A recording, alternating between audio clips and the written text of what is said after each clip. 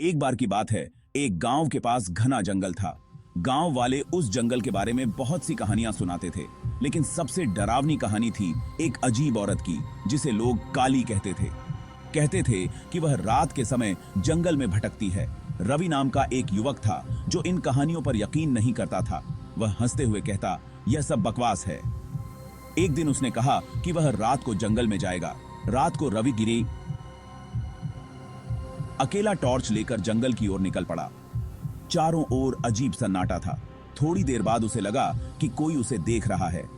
उसने इधर उधर देखा, लेकिन कोई नहीं था। जैसे जैसे वह आगे बढ़ता गया, उसे पैरों की आहट सुनाई देने लगी।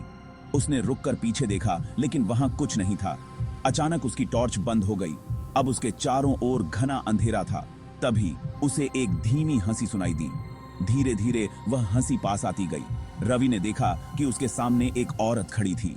उसकी आंखें लाल थीं और चेहरा डरावना था। वह औरत रवि की ओर बढ़ने लगी।